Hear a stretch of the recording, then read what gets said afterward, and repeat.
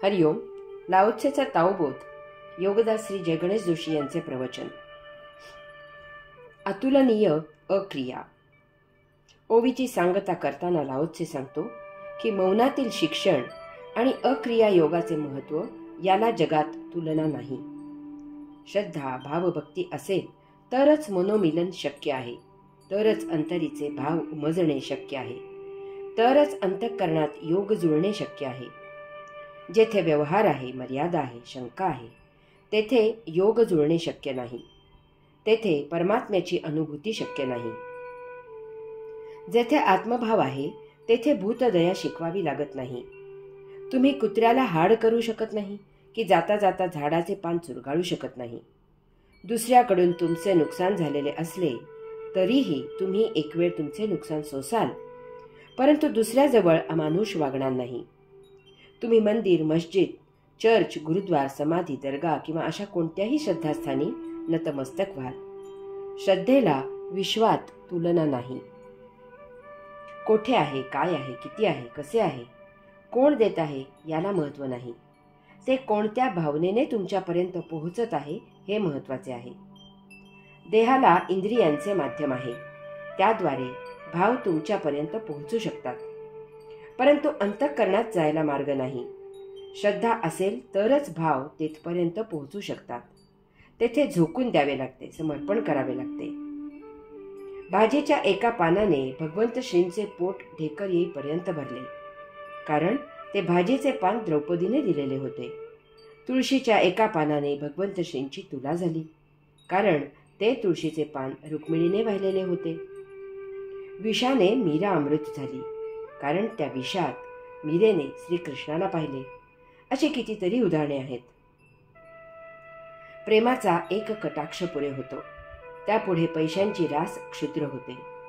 गरीब मुलाबरोबर श्रीमंत घरची मुलगी पळून जाऊन लग्न करते, तेथे मोठ्या आनंदात राहते. दुर्दैवाने आपल्या प्रेमाला संपत्तीची ऊब आहे, आधाराची काठी आहे, गरजेची किनार आहे. भावभक्तीने एक फूल, फळ, पान, पाण्याचा थेंब आणि हेही नसेल तर केवळ हरिनाम पुरेसे आहे. यासाठी तू जेथे असशील तेथे थांब, मी तिकडे येईन आणि तुला भेटेन, असे भगवंत श्री सांगतात. परंतु आम्ही आमच्यासारखीच देवाची स्थापना केली आहे. त्यामुळे त्याला संगमरवरी मंदिर, भरजरी पोशाख, करोडो रुपयाचे चांदीचा सोन्याचे दागिने, दिव्यांची आरास, शतपक्वान्ने आणि काय काय लागते. लाओत्से सांगतो की ताओ सौम्य, मृदू, तरल तत्व आहे. त्यात महाअद्भुत सर्वश्रेष्ठ शक्ती आहे. त्यासाठी कसलेही सोपस्कार नाहीत.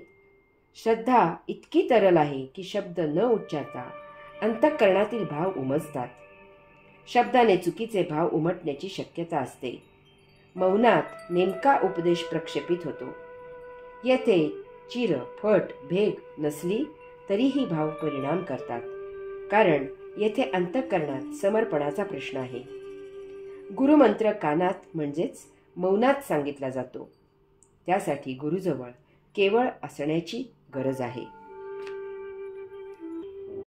बी content. Fame of one's own self. Which does one love more? One's own self or material goods? Which has more worth? Loss of self or possession of goods? Which is the greater evil? Therefore, he who loves most spends most. He who hoards much loses much.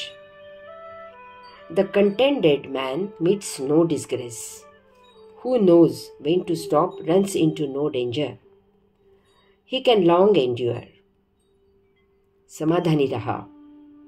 मनुष्य स्वतःच्या नावलौकिकावर की स्वतःच्या व्यक्तिमत्वावर जास्त प्रेम करतो. स्वतःच्या व्यक्तिमत्वाला की भौतिक वस्तू जगताला जास्त किंमत आहे. स्वतःच्या व्यक्तिमत्वाची हानी आणि वस्तुसंग्रह यात जास्त वाईट काय आहे? म्हणून जो जास्त प्रेम करतो तो जास्त खर्च करतो, आणि जो जास्त वस्तुसंग्रह करतो तो जास्त गमावतो. समाधानी मनुष्याची कधीही अप्रतिष्ठा होत नाही. ज्याला कोठे थांबायचे हे समजते त्याला धोका नसतो. तो दीर्घकाल समाधानी राहतो. कीर्ती आणि व्यक्तिमत्व. लाओत्से विचारतो की मनुष्य स्वतःच्या नावलौकिकावर की स्वतःच्या व्यक्तिमत्वावर जास्त प्रेम करतो. या प्रश्नाचे उत्तर प्रत्येक व्यक्तीप्रमाणे निरनिराळे असेल, कारण प्रत्येक जण जीवन कसे स्वीकारतो त्यावर ते अवलंबून आहे. आपण 4 जणांपेक्षा काहीतरी वेगळे असलो की आपल्याला लोक ओळखू लागतात आणि आपल्याला प्रसिद्धी मिळते. याचा अर्थ आपली प्रसिद्धी, कीर्ती, नावलौकिक इतरांच्या हातात आहे. आपल्याला दुसऱ्याने आदर दिला, आपला त्याच्याशी परिचय नसताना त्याने आपल्याला ओळखले, आपली स्तुती केली, तर आपण कीर्तिवान आहोत. तसे नसेल तर आपण प्रसिद्ध नाही आणि आपला नावलौकिकही नाही. आपली प्रसिद्धी आपल्या हातात नाही, ती इतरांच्या हातात आहे. अनेक वेळा आपली प्रसिद्धी व्हावी यासाठी स्वतःच प्रयत्न केले जातात. लोकांना दाखवून दिले जाते की मी 4 जणांपेक्षा निराळा आहे, मला इतरांपेक्षा जरा वेगळा ओळखा. एकदा कीर्ती झाली की ती कीर्ती कसेही करून टिकवावी लागते. त्यासाठी अनेक बंधने येतात आणि ती पाळावी लागतात, कारण जी कीर्ती, प्रसिद्धी मिळालेली असते ती टिकवायची असते. भारताच्या माजी पंतप्रधान इंदिरा गांधी आदिवासी भागात दौऱ्यावर गेल्या की तेथील महिलांमध्ये मिसळून त्या त्यांचे पारंपरिक नृत्यात सहभागी होत असत. या पार्श्वभूमीवर त्यांना एकदा परदेशात पाश्चिमात्य प्रकारचे नृत्य करायला विनंती करण्यात आली.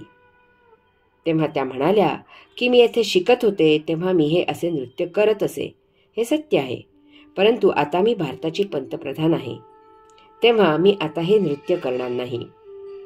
आपले व्यक्तिमत्व फक्त आपल्याच हातात असते.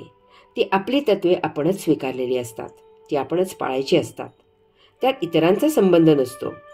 जर आपण आपली तत्वे इतरांप्रमाणे बदलली तर आपल्या व्यक्तिमत्वाचे रूपांतर कीर्तीत होते. असे समजा की तुम्ही अगदी एकटे आहात, तेथे अन्य कोणीही नाही. अशा वेळी तुम्ही काय करता, काय विचार करता, कसे वागता, हेच तुमचे सत्य व्यक्तिमत्व असते.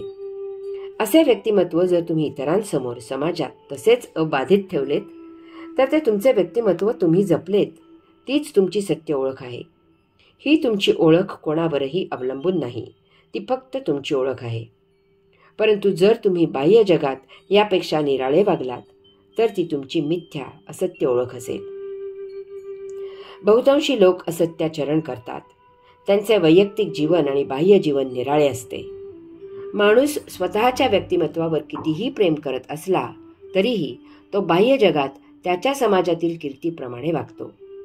यामुळे अशा लोकांना मानसिक आजार असतात, कारण ते सतत स्वतःशी प्रतारणा करत असतात, बेगडी मुखवटा जपत असतात. त्यात ताणतणाव येतो. हरि ओम.